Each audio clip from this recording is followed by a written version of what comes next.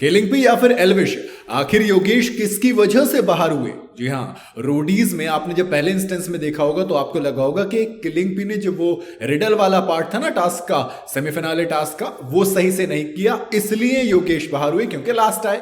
But अगर मैं कहूं कि किलिंग पी नहीं बल्कि एल्विश यादव, उनकी वजह से बाहर हुए योगेश, तो गैंग लीडर के तौर पर पूरे सीजन में बहुत कमाल का परफॉर्म किया एल्विश ने, बहुत ताबड़तोड़ कैलकुलेशन से लेकर माइंड गेम सब कुछ बहुत कमाल का रहा। इवन पिछले वाले टास्क में मैंने बहुत तारीफ भी की थी एल्विश की कि क्योंकि उन्होंने जिस तरीके से जो कार्ड वाला गेम था वो इग्नोर कर दिया कि नहीं मुझे ओपन नहीं करना, और योगेश जिसके खिलाफ 10 वोट थे उसको बचा लिया था।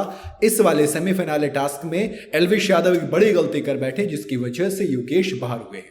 हाँ, आप ये देखो ना, जो 3 पार्ट में टास्क होना था, पहली स्टेज थी, दूसरी स्टेज थी और तीसरी स्टेज थी। पहली 2 स्टेज में स्ट्रेंथ चाहिए थी, तीसरी वाली में दिमाग चाहिए था। अब मुझे बताओ, दिमाग में ये नहीं कह रहा किलिंग पी में दिमाग कम था, लेकिन हिंदी रिडल थी, जो कहावतें थी, जो लोकोक्तियां जिसे हम कहते हैं, वो हिंदी में थी। किलिंग पी की हिंदी इतनी मजबूत नहीं है, उनको अपने यहाँ की जो कहावतें हैं, अपने यहाँ के जो मुहावरे हैं वो बहुत अच्छे से याद होंगे, लेकिन दोस्त जब इंसान नॉर्थ इंडियन मुहावरे पढ़ेगा तो वो नॉर्थ इंडियन को आएंगे ना।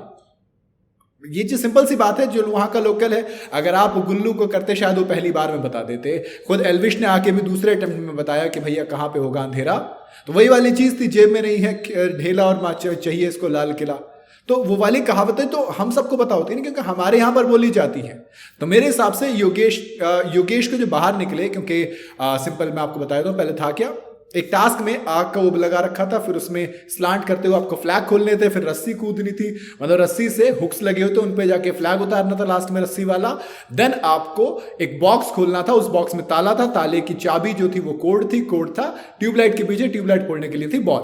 ये सिंपल सा काम था, मतलब सिंपल था नहीं, लेकिन जिस तरीके से टास्क परफॉर्म करना था वहां पर आपको स्टेज के हिसाब से स्ट्रेंथ चाहिए थी, तो स्ट्रेंथ उन्होंने बिल्कुल दिखाई।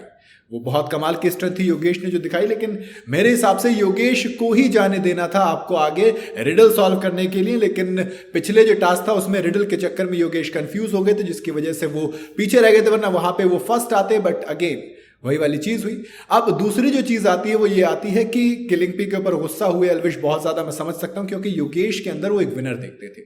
इवन पहली बार इस शो के अंदर मैंने एल्विश यादव की आंखों में आंसू देखे थे, वो इमोशनल थे बहुत ज्यादा, बिकॉज उनका एक बड़ा एसेट गया। गुल्लू, वो तो शुक्र मनाओ कि गुल्लू ने गौतम को डबल क्रॉस कर दिया, वरना एल्विश की तो पैकिंग हो गई थी घर के लिए।